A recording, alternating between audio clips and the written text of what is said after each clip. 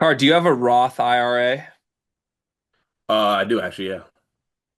Do you have a Rothstein alert? No, I need to. I have a Rothstein alert set up. Jon Rothstein had a bunch of new segments on his show. Follow him at Jon Rothstein. He's constantly talking all things college hoops. One of the more entertaining reporters there is. Just a great basketball mind. Anyways, he turned his attention to your team, the Michigan State Spartans, and he talked about something that I think we've spoken to a little bit, a cause for concern, maybe a question that this team has to answer. He was talking about the offense and the possibilities for this year's group, how they're made up since Jase Richardson has left for the NBA. I'm going to play a clip. This is Jon Rothstein on Twitter. This is him discussing Michigan State and their search for a consistent scorer. I've looked at Michigan State every which way I could. We talked to Tom Izzo a couple of months ago on this podcast. I talked to their staff during the preseason. I see a known commodity at point guard in Jeremy Fears. I see an elite athlete and a unique talent in Cone Carr on the wing. I see vintage Tom Izzo bruising and toughness up front in Jackson Kohler and also Carson Cooper.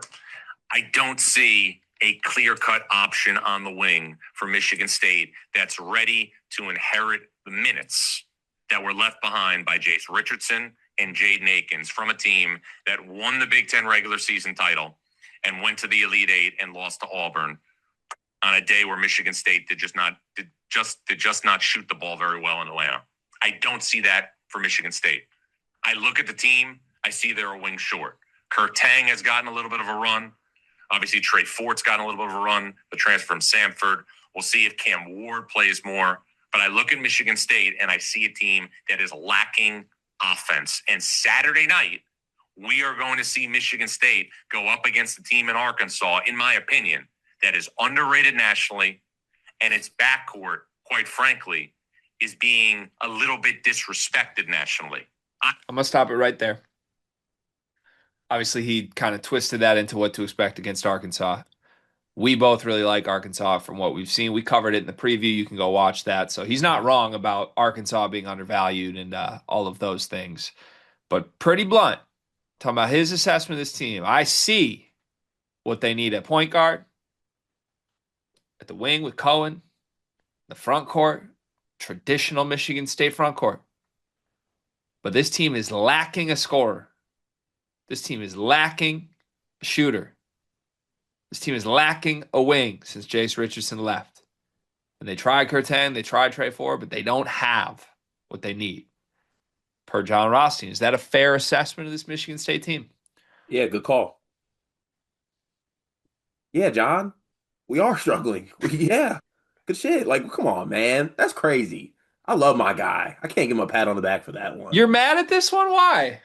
No shit. Yeah, like, come on. What are we doing? Breaking down Michigan State and where their season's headed.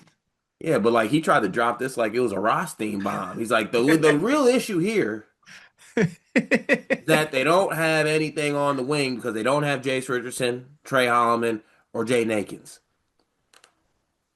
Yeah, John, we don't. We don't. We don't. You're right. You're right. I'm not saying he's not right, but it's just like a little bit like open book quiz here, trying to drop a bomb on us though a little bit. It's like, yeah, that's a given, I think. But he is right. It is the drop off from last year's wing play to this year's wing play.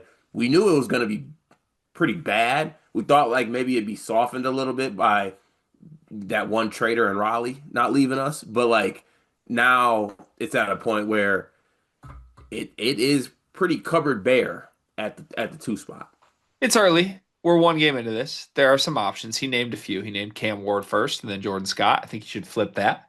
I think our well embedded moles would tell us that Jordan Scott is the likely solution to all of this.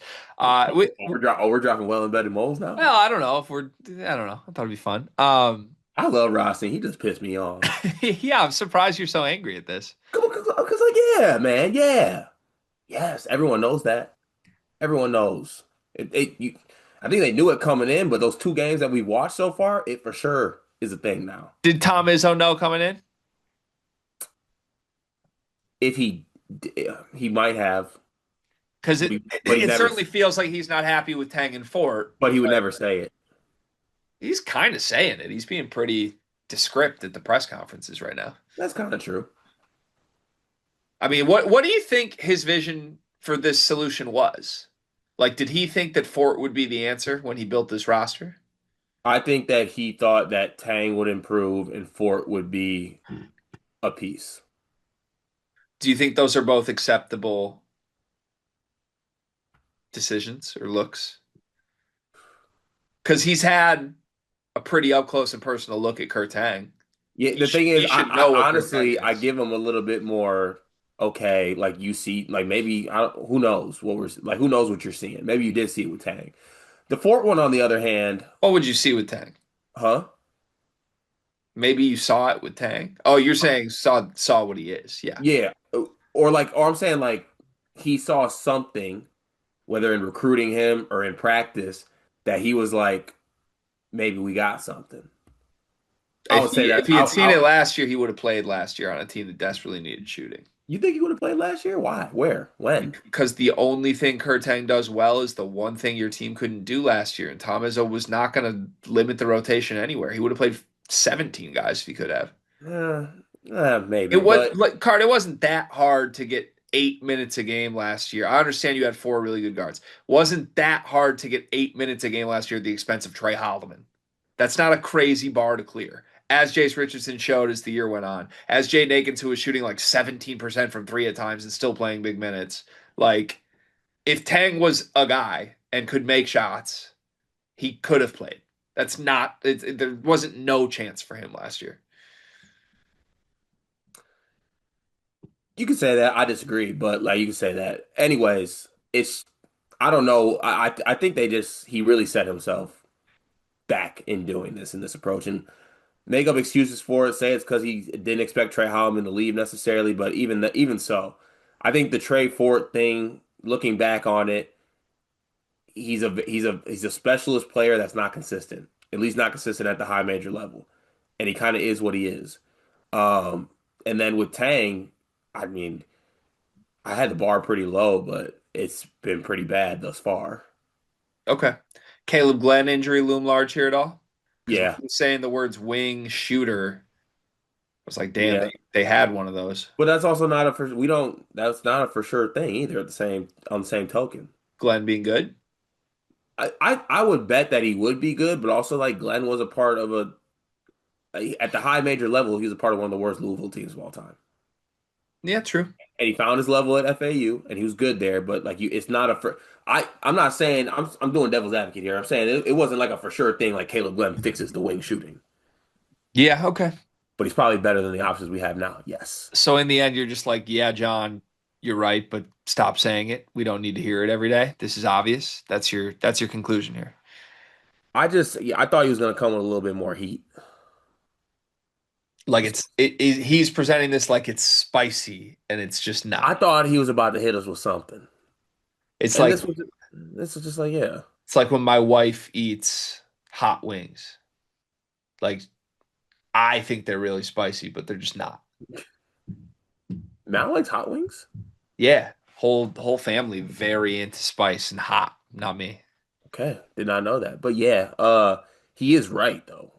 Like he's very much right. And it's gonna be a pretty big downfall on whatever this team can do this season. Unless, like we talked about on a couple episodes, Jordan Scott coming along, but who knows even what that looks like. Scott will come along. This will look different at the end of the year.